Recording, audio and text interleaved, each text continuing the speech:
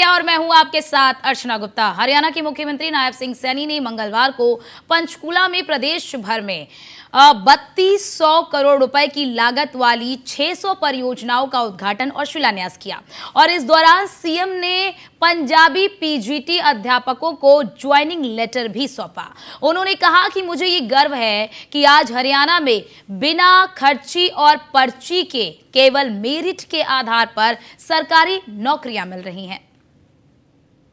आप लोगों के बीच में, आप लोगों के चेहरे के ऊपर जो मुस्कान मैं देख रहा हूं, भाइयों, मुझे इसका बड़ा संतोष है कि आज गरीब परिवार का बेटा भी आज बिना पर्ची बिना खर्ची के भाइयों रोजगार में लगा है।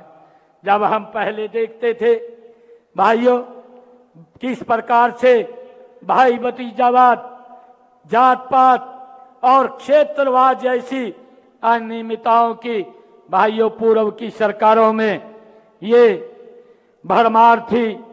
लिखित परीक्षा तो उनकी सरकार में जो आज वो घूमते हैं वो इसलिए नहीं घूम रहे।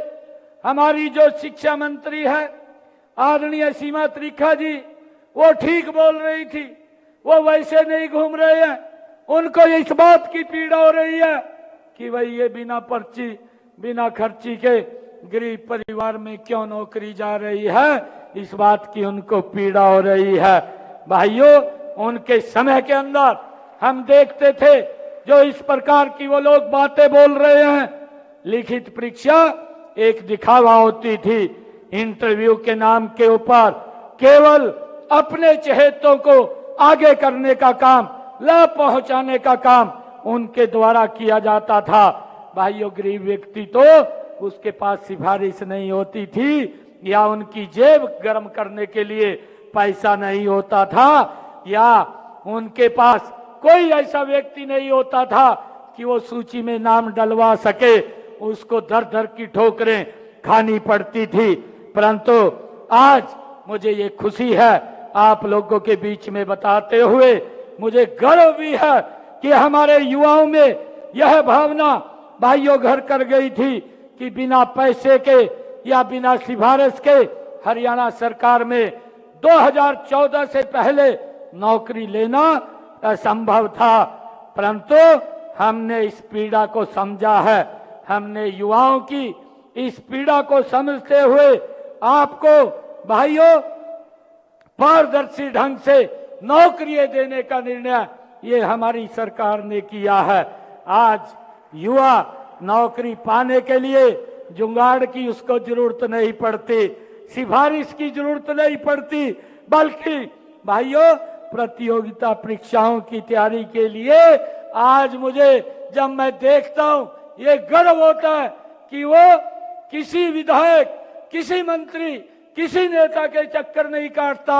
आज वो अगर चक्कर काटता है तो मुझे भी गर्व होता है, तो उस कोचिंग सेंटर के चक्कर काटता हुआ दिखाई देता है जहां पर उसको भाइयों अपनी भविष्य को बनाना है। मुझे इस बात का बड़ा गर्व है। आज गरीब परिवार का युवा बड़ा अधिकारी बनने के सपने को साकार कर रहा है। भाइयों, ये अगर कर सकता है तो ये नरेंद्र मोदी जी के नेतृत्व वाली इस डबल इंजन की सरकार के अंदर वो सपने को अपने पूरा कर सकता है। मुझे ये बड़ी खुशी है। मैं यहाँ पर कल ही एक घटना का जिक्र करना चाहूँगा। मेरे एक बहुत ही नज़दीकी मित्र वो कनाडा से मुझे मिलने के लिए आए। प्रदेश में वो खुले कोचिंग संस्थानों को देख करके वो बड़े हैरान थे। बातचीत के दौरान उन्होंने कहने लगे कि हरियाणा में बड़ा बदलाव आया है। मैंने कहा कि इसके लिए सिर्फ एक ही चीज करनी पड़ती है, वह है सरकारी नौकरी की भर्ती में ट्रांसपेरेंसी लाना, और उसके आधार के ऊपर आज हमारा युवा कोचिंग सेंटर के अंदर भाइयों वो घूम रहा है। मैं आज आप सब युवा साथियों के बीच में इस बात को भी मैं कहना चाहता हूं, हमारी सरकार इस बात को भी सुनिश्चित करेगी कि आज हमारा युवा कोचिंग सेंटर के अंदर जा रहा है।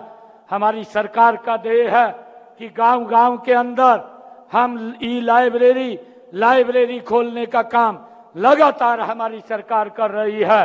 और मैं इस बात को भी आज अपने युवा साथियों के बीच में इस बात को भी सुनिश्चित करूंगा कि कोई भी कोचिंग सेंटर का मालिक किसी भी बच्चे से कोई नाजायज पैसा ना ले, उसकी भी सुनिश्चितता करने का काम ये हमारी सरकार का है। भाइयों, इसको भी आने वाले समय के अंदर हम दुरुस्त करने का काम करेंगे। आप लोगों के